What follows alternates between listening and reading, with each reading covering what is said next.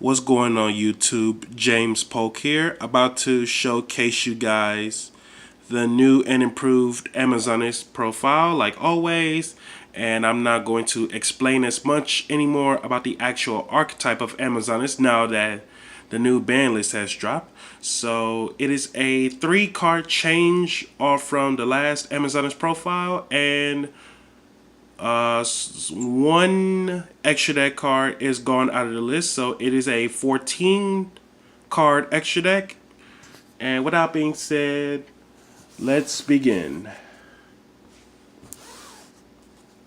That'll be 3 Amazoness Princess, that's your starter. 2 Amazoness Baby Tiger. 2 Amazoness Swordswoman. I played 3 last time. And before the list dropped, I legitimately recommended into cutting down the Swordswoman from 3 to 2, so that way I want to minimize the bricking. And then to Spy, that's your extender and your recursion, which is pretty good. And then 1 Big Queen, 1 Archer, steals games as of like the late game burn.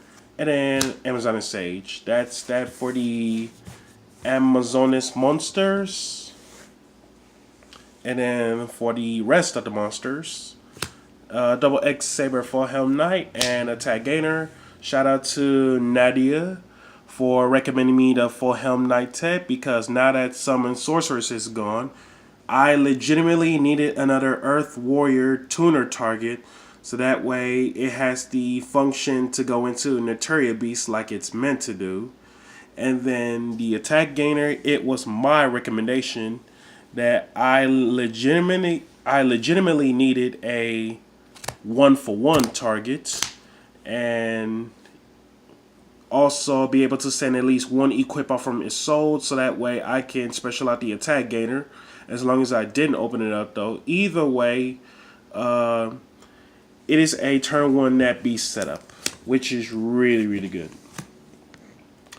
And then for the Beast engine outside of Baby Tiger, that would be Valeriphon, Double X Saber, Dark Soul. This is another tech card that I legitimately recommend it with, because knowing that last list I had Sorceress target a Baby Tiger to special out the X Saber Arabellum, in which I had to cut. So instead of that route anymore, this leads to Valeriphon and Dark Souls as targets, thanks to Rescue Cat, which enables them to get out these 2, in which you can go into Naturia Beast turn 1. And then the Rescue Ferret, especially where in a go first deck, where if you go into Saryuja and from out of nowhere, if you happen to drew into Rescue Ferret, you're pretty much able to keep on extending from there. And then King of the Swamp.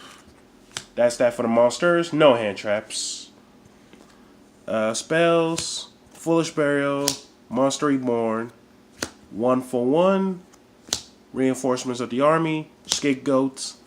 And upstarts. 3 Amazoness Call. Amazoness Spellcasters. Steals games as of late game, especially where if your opponent has monsters with high attack, and you can just go Princess, search out Call or Spellcasters, and then do a little switching on the attack, and then you can just pretty much perform an OTK. And then 2 Instant Fusion, 1 Poly. And then I happened to play 3 equips last time. Now I'm playing 4. Phoenix Blade, Arfidutor, Horn of the Unicorn, and Sword of Deep Seated.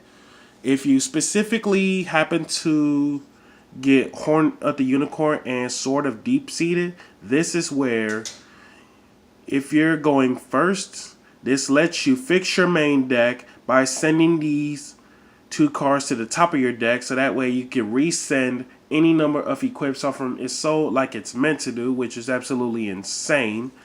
And then Arfidutor is where if you're going second, and if you have at least two warriors along with the Archiducer. And you could just pretty much do the combo where you get to pop two set cards in that same turn. Just Spy, special itself, as long as you have it under Amazoness.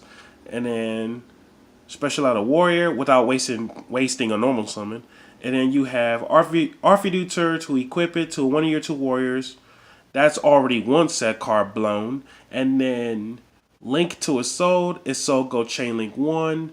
And then Archiducer to re-equip to Isolde as Chain Link 2. So that way you get yourself a free search. And then Archiducer's effect again to destroy another set card. So 2 sets to destroy in 1 turn, which is absolutely insane.